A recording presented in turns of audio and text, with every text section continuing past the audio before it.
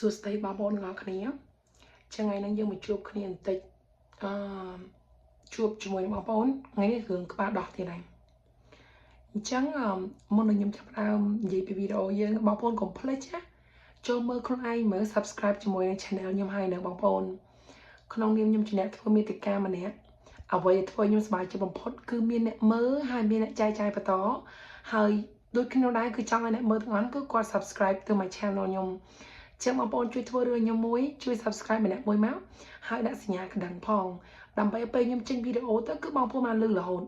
ព្រោះវីដេអូអស់នេះសំខាន់ណាស់បងប្អូនណាភាគច្រើនគឺសុទ្ធតែជា tips ក៏ដូចជាវិធីផ្សេងៗដែលខ្ញុំប្រើប្រាស់ក្នុងជីវិតខ្ញុំហើយវាជោគជ័យបានផលហើយខ្ញុំក៏រៀនបន្តទៀតចែកជូនបងប្អូនទាំងអស់គ្នាបែបអត់មានលក្ខកន្លែងណាទេចា៎ជួនកាលមិនត្រឹមតែចែករំលែកអំពីចំណេះដឹងគឺបើកកកាយរឿងខ្លួនឯងឲ្យបងប្អូនស្ដាប់ទៀតព្រោះវាគឺជាបទពិសោធន៍ជីវិតរបស់ខ្ញុំពិតអញ្ចឹងកុំភ្លេចណាចូល Subscribe ម្នាក់មួយហើយដាក់សញ្ញាកណ្ដឹងអូខេបងប្អូនចឹងថ្ងៃហ្នឹងក៏ដូចជាថ្ងៃសប្តាហ៍មួយដងនេះគឺខ្ញុំមកចែកជាមួយនឹងចម្លើយជូនបងប្អូនយើងដែលគាត់ចោទជាសំណួរមកអញ្ចឹងសំណួរថ្ងៃនេះខ្ញុំសូមឆ្លើយនោះគឺបងអូនស្រីឬមួយក៏បងស្រីម្នាក់ហ្នឹងគាត់ថាដោះគាត់ប្រេះក្បាលដោះហ្នឹងគឺជាឯងប៉ុន្តែពេលនេះទៅជាមានលមាស់ដូចជារើមដូចជាស្រែអីចឹងណាចឹងបងប្អូនខ្ញុំចង់និយាយបន្តិចដោយសារតែខ្ញុំអត់បានស្ទាបក៏អត់ដូចជាអត់បានដឹងព្រោះស្រែងឬមួយក៏រើមឬមួយក៏ eczema ឬមួយក៏អាចជំងឺសើស្បែកហ្នឹងបើយើងស្ទាបទៅគឺយើងដឹងណាវាមានលក្ខណៈគ្រើមប៉ុន្តែរាងក្តាប់បានថាវា pattern វាមានរាងជាក្តាប់វាមិនមែនបែបថាកាទៀលល្អាឬមួយក៏សែងថ្ងៃឯងអាហ្នឹងគឺលក្ខណៈអាចនឹងរោគសើស្បែកគេហៅ eczema អញ្ចឹងខ្ញុំអត់ដឹងថាក្បាលដោះគាត់ហ្នឹងវាកើតអីប្រកបទេប៉ុន្តែគាត់ថាវាឈប់បែកក្បាលដោះបែកនេះគឺជាឯងប៉ុន្តែឥឡូវទៅជាចេញដូចរើមគាត់និយាយចឹងណាអញ្ចឹងឥឡូវខ្ញុំសុំឆ្លើយបែបលក្ខណៈទូទៅតែម្ដងទៅខ្ញុំគិតថាភាគច្រើនបើសិនជាយើងបែកក្បាលដោះ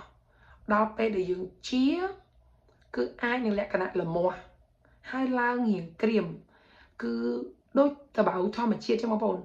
តបៅយើងដួលកង់តបៅយើងដួលម៉ូតូឬមកតបៅយើងដើរដួលចឹងដាច់ជង្គង់ដាច់ស្មងជើងឬមកដាច់កែងដៃហ្នឹង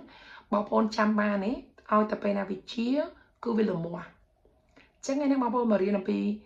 រឿងមួយយ៉ាងទៀតដែលហេតុអីបានតបៅយើងដែលជាឬមួយក៏រៀបជាហ្នឹងវាទៅជាលមាស់ចឹងបងប្អូននៅពេលដែលយើងមានរបួសដាច់កន្លែងណាមួយគឺស្បែកយើងលហែករបដាច់ឃ្លាតចេញពីគ្នាបាត់សាច់ម្ដុំឬមួយក៏បាត់សាច់ពីរដុំអញ្ចឹងដល់ពេលដែលចាប់ផ្ដើមជាមកវិញគឺសាច់ត្រូវការដុសកាលណាសាច់ត្រូវការដុសតាមមួយមុខគឺវាគ្រប់ទេដុសគឺវាត្រូវស្រាក់គ្នាដូចការដេរការភ្ជាប់គ្នាទៅវិញអញ្ចឹងធម្មតាសាច់យើងដាច់ម្ដុំ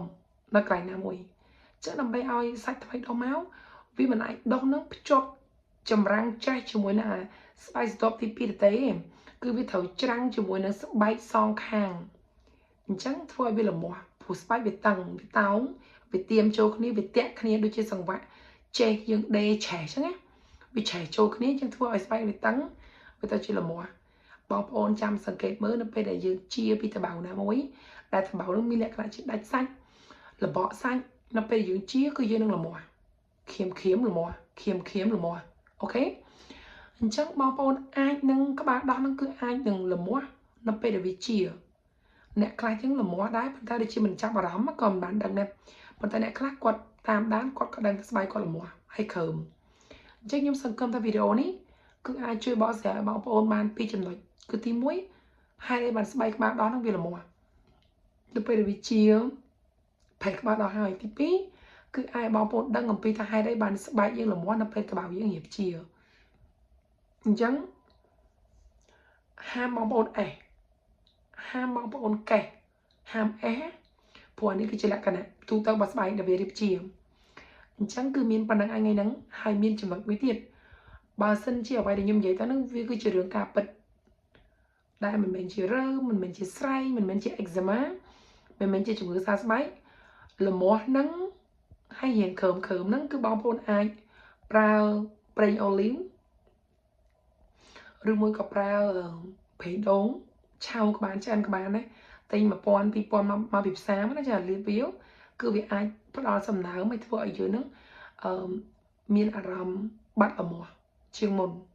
អូខេបងប្អូនចាអរគុណជម្រាបលា